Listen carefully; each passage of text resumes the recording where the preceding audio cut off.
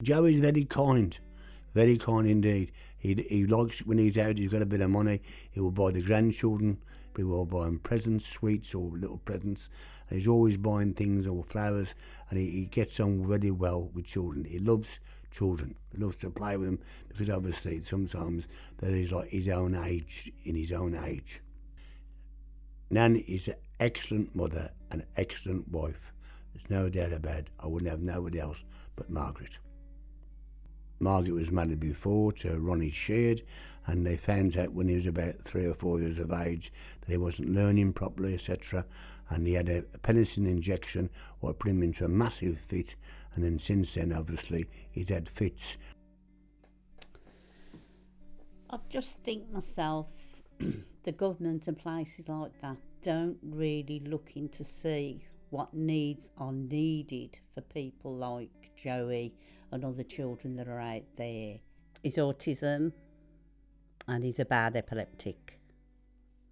Just a normal, routine young girl. Waitress, cashier, cleaner. Lived at home in my grandfather's house with my mum and my dad, my older brother, my older sister and my younger sister. Just a normal life, going to school. We weren't rich or anything like that. We did normal things, like going out to play, went to school, left school, got a job, but a few jobs. In 1964, I was walking up the road and he started whistling and was saying, "What are you doing tonight?"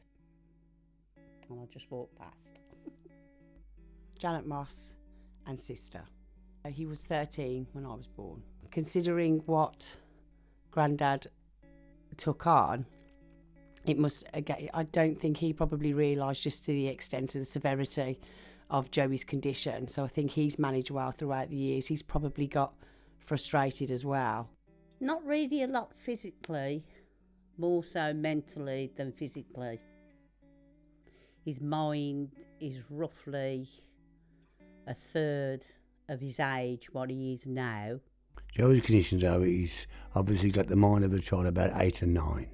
He can't really dress himself properly, and also he can't speak properly.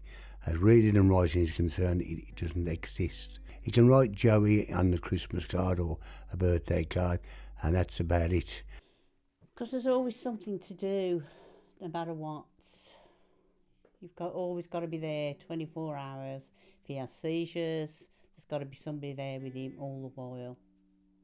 You can't really let him go out to go shopping or go down the road on his own because he has really got no road sense. And if he walked over, he could get knocked down.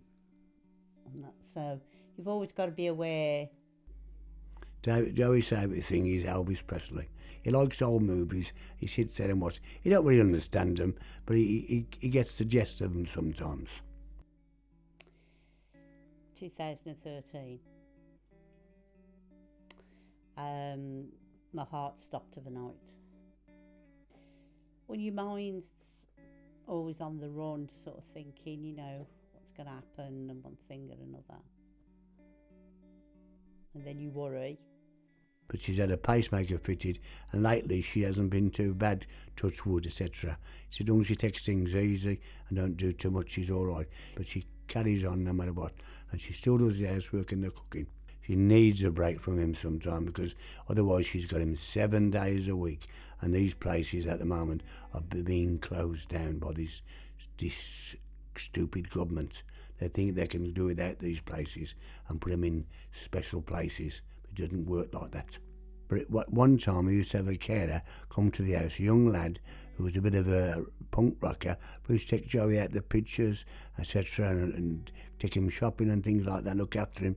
But that all stopped. It was a volunteer worker, so it just fizzled out. But apart from that, he doesn't have no one to come to the house. He did have a girlfriend once at the centre, but he didn't take much notice.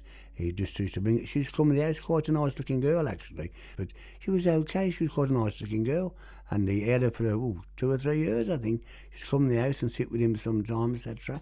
But apart from that, that was about it. That's the only one he's ever had.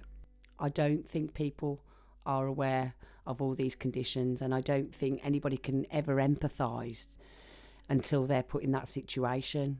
I think people do judge as well. They see it from the outside and often label that person who does have learning disorders as being naughty or being defiant. Some people, like my friend once, Murray Scucci, he was a bit frightened of Joey because simply he was different. Because Joey being different, some people cannot cope with that. But you see, you didn't know about autism till I'd say the past 15 years. Before that, it was never known. It was just that you were mental impaired. Nanny didn't get her pension till she was 70 odd years of age, and then as soon as she got her pension, they took the care allowance off her. But you still got to look after your child no matter what. Because you still have to pay if he goes to respite or if he needs anything, or you have to pay some, because that money is to help you to pay people to look after him while you do things.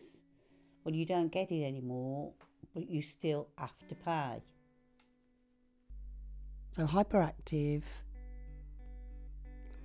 estranged.